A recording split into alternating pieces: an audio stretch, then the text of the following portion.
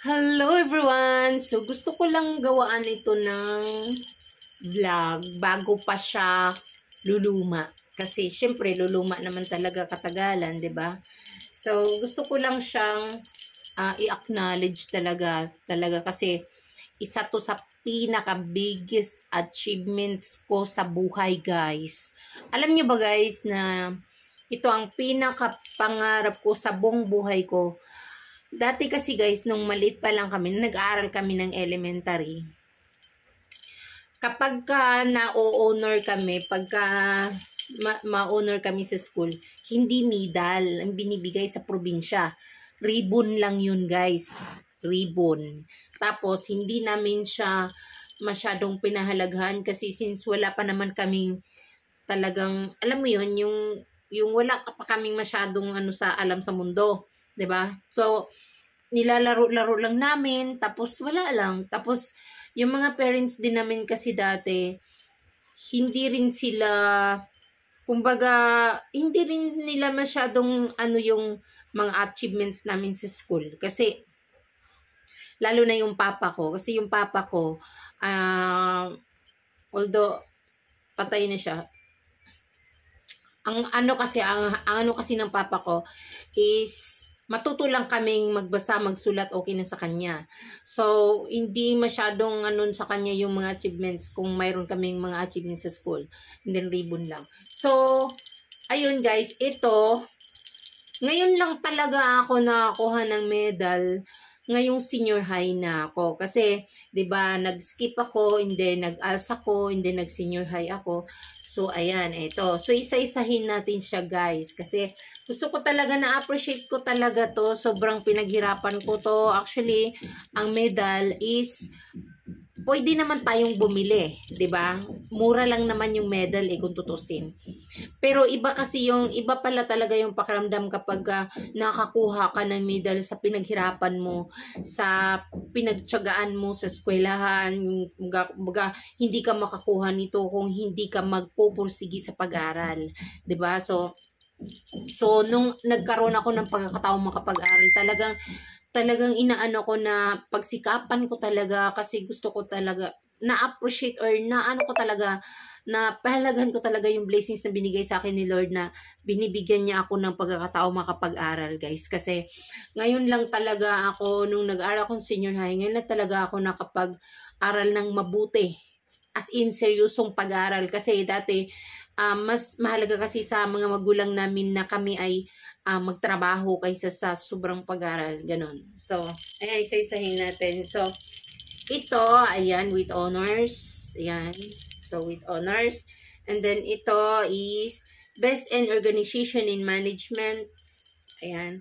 And then, ito, Best in Business Finance. Ayan. Best in Business Finance.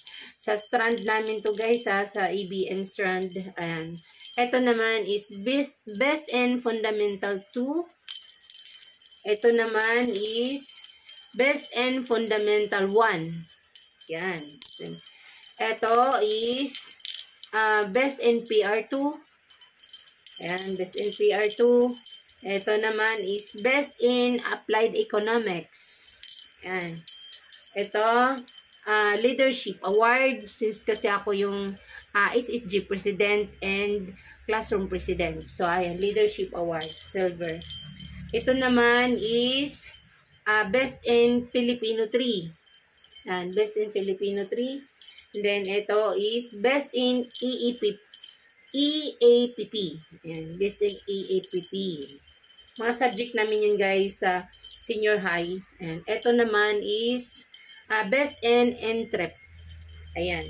So, ito is nung grade 11 ako. So, ito yung grade 12 ako. Ayan guys. So, ito. So, sabi ko, gusto kong gawaan siya ng video kasi gusto kong gawaan ng vlog para mayroon akong memories habang bago pa siya. Kasi syempre, alam naman natin katagalan, luluma at 'di ba? At ito ay magkakaroon ng mga kalawang, pero syempre, kaya ngayon gusto kong gawaan ng vlog para may masilip ako pagdating ng araw na yan, pinaghirapan ko talaga yan. As in, sobra talagang binuhos ko talaga yung yung best ko sa pag-aaral ko sa senior high. Kasi kami kasi guys,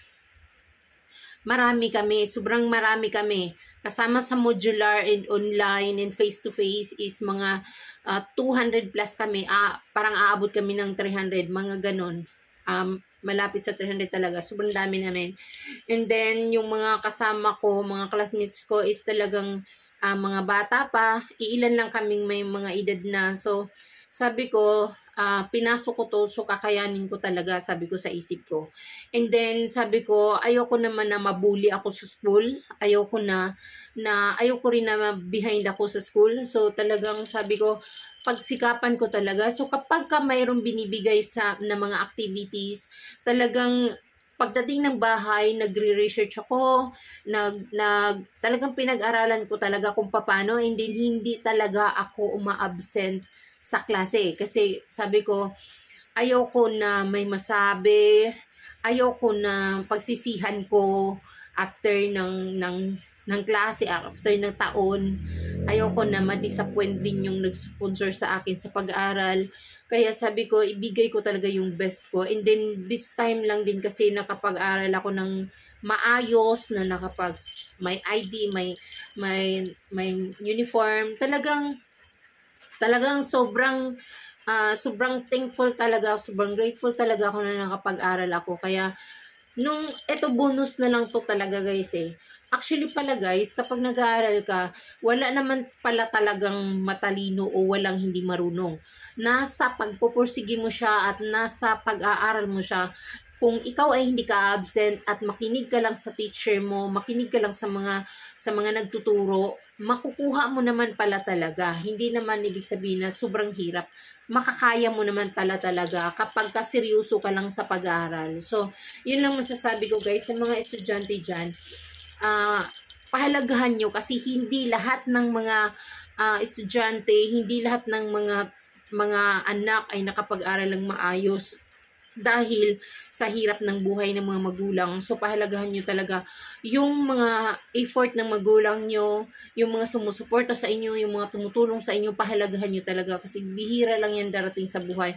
At yung mga achievements sa school is talagang napakalaking bagay yan sa buhay natin kasi yan yung mga kayamanan na hindi natin hindi mananakaw ni numan. Yan yung mga kayamanan na mananatili sa sarili mo, sa puso mo kasi syempre yan ay nagbibigay sa iyo ng kaalaman. So ayun lang guys. So ayan, thankful lang. Maraming salamat sa mga nanonood. God bless.